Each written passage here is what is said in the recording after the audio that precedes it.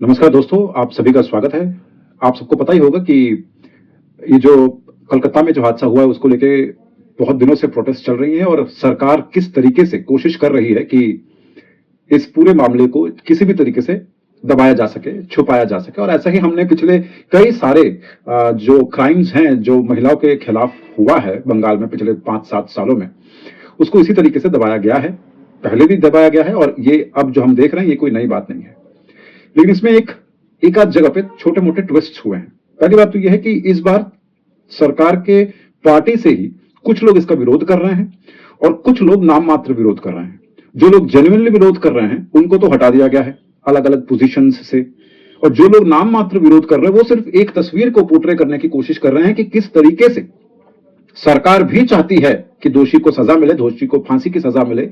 इस तरीके की बयानबाजी भी हो रही है। तो एक तरफ सरकार खुद चाहती है फांसी हो, उसके लिए वो प्रदर्शन कर रही है, प्रोटेस्ट कर रही है, और दूसरी तरफ सरकार पुलिस से कहलवाकर ये जितने सारे गुंडे और अदर्स जगह से हैं उनके साथ मिल करके एविडेंसेस के साथ छेड़खानी करना और ये तमाम चीजें जो कर रही है वो आप सभी को पता है। अब बंगाल में फुटबॉल का क्रेज बहुत है, कुछ ज्यादा ही है। हालांकि मैंने कभी फुटबॉल मैच जाकर के नहीं देखा, मुझे पर्सनली पसंद नहीं, लेकिन बहरहाल फुटबॉल मैचेस जब होते हैं बंगाल में उसमें एक बहुत बड़ा स्टेडियम है, प्रोबेबली एशिया का सेकंड लार्जेस्ट स्टेडियम है हमारे कलकत्ता में, जिसका नाम है युवा भारती क्रीड़ांगन। अब इसमें कल जो है एक मैच होने वाला था, फुटबॉल का डर्बी का मैच होने वाला था। ईस्ट बंगाल टीम है एक और मोहन बागान टीम के साथ। अभी ईस्ट बंगाल मोहन बागान की जो मैचेस होते हैं ये बहुत ही एनर्जेटिक मैचेस होते हैं, बहुत सारे सपोर्टर्स हैं विभिन्न प्रकार के, और ये मैचेस देखने के लिए दूर दूर से लोग आते हैं, हर साल आते हैं। तो कल ये मैच होना था, लेकिन हमारे सरकार ने, राज्य सरकार ने ये मैच को कैंसिल कर दिया था, ये कहकर कि ये लोग मैच के पहले भी प्रदर्शन करेंगे जस्टिस के लिए, मैच के बीच में हाफ टाइम में भी करेंगे और मैच के बाद भी करेंगे। अप्रोक्सीमेटली 70,000 के आसपास लोग देखने आएंगे और इसको मैनेज करना पुलिस की बस की बात नहीं है। ये कहकर ये निर्देशक आया, ये सरकार की तरफ से ये बात आई कि मैच जो है वो कल नहीं होगा, और ये ठीक 1-2 दिन पहले ही आई। तो ऑलरेडी बहुत सारी प्रिपरेशन हो चुकी थी, उसको लेकर भी काफी ज्यादा आक्रोश लोगों में था। जब ये मैच नहीं हुआ दोस्तों तो ये कहा गया कि ये जो दो ऑपोजिट टीम्स हैं, ये ऑपोजिट टीम्स जो हैं वो आज प्रदर्शन करेगी जो वो कल करने वाली थी।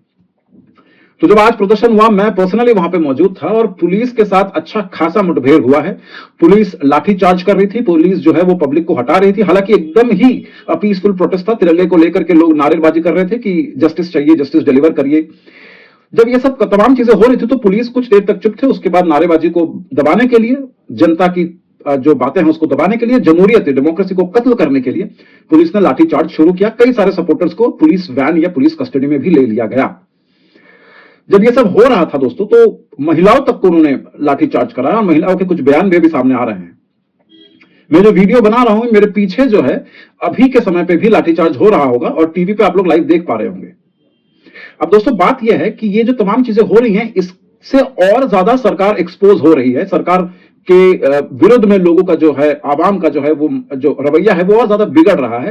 लेकिन बहरहाल उसके बाद भी सरकार वही चीज करते जा रही है जो उसको अभी के समय पे नहीं करना चाहिए। दूसरी तरफ सुप्रीम कोर्ट ने हमारे जो चीफ जस्टिस ऑफ इंडिया है उनके नेतृत्व में इस मैटर को सुओ मोटो यानी कि खुद से सुप्रीम कोर्ट ने इस मैटर को टेकअप किया है और 20 तारीख को इसकी सुनवाई होगी, ये सामने आ रहा है। और 3 जजेस की बेंच होगी जो इसकी जो है सुनवाई करेगी। खास करके जब कलकत्ता हाईकोर्ट के डिवीजन बेंच ने यह क्लियर रूप से कह दिया है कि इन्वेस्टिगेशन जो है वो कलकत्ता पुलिस से नहीं हो रहा है, इसीलिए हमने सीबीआई को सौंप दिया है। और भी बहुत प्रकार के इन्वेस्टिगेशन में प्रॉब्लम्स आ रही हैं। जब ये बात कलकत्ता हाईकोर्ट के डिवीजन बेंच ने कहा तो उसके बाद सुप्रीम कोर्ट का इंटरफियर करना या इंटरवीन करना, ये काफी सारे लोग जो है वो उसको एंटिसिपेट कर रहे थे और वही हुआ। होपफुली 3-4 दिन के अंदर सुप्रीम कोर्ट में जब ये मैटर जाएगा, 3-4 दिन के अंदर हमें शायद इंसाफ मिलेगा दोस्तों। दूसरी तरफ ये जो प्रदर्शन हो रहे हैं, इस प्रदर्शन के पीछे बहुत सारे फिल्म स्टार्स भी सामने आ चुके हैं। अभी तो कलकत्ते के फिल्म स्टार्स भी आ रहे हैं सामने, प्रदर्शन कर रहे हैं। बॉलीवुड के बहुत सारे सितारों ने ट्वीट पे ट्वीट कर रहे हैं पिछले कुछ दिनों से। ये सब आप लोगों को पता होगा। अब एक मेन मुद्दा जो सामने आ रहा है वो ये है कि प्रोटेक्शन एक्ट की डिमांड कर रहे हैं कि जब तक प्रोटेक्शन नहीं मिलेगा हम लोग सर्विसेज नहीं दे पाएंगे। ये डॉक्टर का मानना है, जो कि बहुत ही वाजिब सी एक डिमांड है, बहुत ही लेजिट एक डिमांड है। अब ये प्रोटेक्शन के लिए वो एक प्रोटेक्शन लॉ की बात कर रहे हैं, तो शायद सेंट्रल गवर्नमेंट इस लॉ को पारित करेगी, लॉ को बनाएगी वो हम लोग बाद में समझेंगे, बाद में समय आने पर ये सब चीजें हमें पता चलेंगी।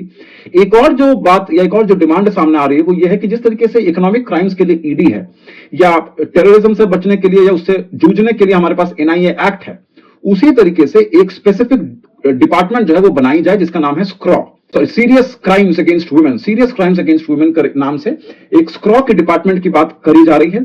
एक बहुत बड़े यूट्यूबर हैं हम देशभक्त करके, उनके तरफ से ये प्रस्तावना आई है, एक बार सुन लीजिए। एक बहुत बड़ी प्रॉब्लम बन चुकी है और विमेन सिक्योरिटी आंकड़ों में नहीं, एक फीलिंग ऑफ सिक्योरिटी की जरूरत है। और इसीलिए हम कह रहे हैं कि जैसे आपके पास ईडी है, जैसे आपके पास इकोनॉमिक क्राइम्स के लिए, जैसे आपके पास एटीएस है टेररिज्म के लिए, एनआईए आपने बनाया है नेशनल इश्यूज के लिए, उसी तरीके से आपको एक स्क्रॉ डिवीजन बनाने की जरूरत है, सीरियस क्राइम्स अगेंस्ट वुमेन। दोस्तों आप लोगों ने सुना, तो मेन मुद्दा जो है वो यह है कि प्रचंड तरीके से प्रोटेस्ट चल रहे हैं, सरकार एक के बाद एक नोटिफिकेशन इशू कर रही है, बहुत सारे फेसबुक जो पोस्ट हैं उसके ऊपर या फेसबुक पेज जो है उसके ऊपर बैन लगाया जा रहा है, सोशल मीडिया को गैग करने की कोशिश की जा रही है, मीडिया को गैग करने की कोशिश की जा रही है, जो लोग प्रोटेस्टर्स हैं उनको गैग करने की कोशिश की जा रही है। लेकिन एक तरफ से वो ये भी कह रही है कि हम इंसाफ चाहते हैं, हम चाहते हैं कि आरोपियों को फांसी की सजा मिले। तो ये जो आडंबरपना है सरकार की, ये जितना समय जा रहा है उतना ही सामने आ रहा है। इसके अतिरिक्त एक और इंटरेस्टिंग जो बात है वो ये है कि जो एविडेंसेस के साथ छेड़खानी की हम लोग बात कर रहे थे, वो बात कहीं ना कहीं सच होती हुई नजर आ रही है। कम से कम सीबीआई की इन्वेस्टिगेशन तो उसी तरफ इशारा कर रही है। हाईकोर्ट ने भी इस बात की पुष्टिकरण की है कि एलिगेशंस जो आ रहे हैं, इस एलिगेशंस को या इन एलिगेशंस को दूर करना भी सीबीआई का काम है, जो कि सीबीआई को इस चीज पर भी ध्यान देना पड़ेगा। अब एक और आखिरी चीज है जो मैं आप सबके सामने रखना चाहता हूं, वो और ज्यादा दुखद बात है, वो यह है कि सरकार की तरफ से या पुलिस की तरफ से एक नोटिफिकेशन इशू किया गया है जिसमें यह बताया जा रहा है कि जिन जिन वर्क प्लेसेस में महिलाएं काम करती हैं, उन वर्क प्लेसेस के लिए अगर हो सके तो महिलाओं को रात की शिफ्ट जो है वो बंद करा दी जाए। तो सरकार ने यह रिक्वेस्ट करी है उन तमाम एम्प्लॉयर्स को कि आप अपने वुमेन एम्प्लॉइज के लिए रात का शिफ्ट जो है अगर हो सके तो कैंसिल कर दीजिए। मतलब प्रोटेक्शन तो हम दे नहीं पाएंगे ना, हम प्रोटेक्शन दे नहीं पाएंगे तो क्या करो कि लड़कियों को, महिलाओं को रात में काम करने से रोक लो।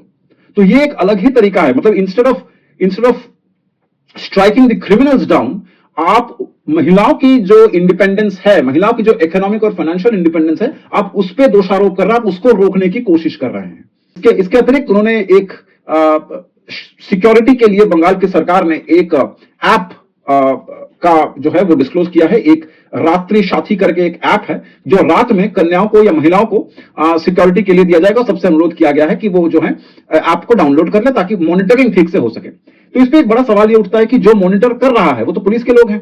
अब पुलिस के लोगों का रवैया हम लोग देख चुके हैं, तो मॉनिटर जो कर रहा है, जो मॉनिटर करने के बाद अगर कोई आशंकाजनक सिचुएशन हुई तो वहां पे एक्शन लेने की जब बात आएगी, एक्शन तो ये ले नहीं पा रहे हैं।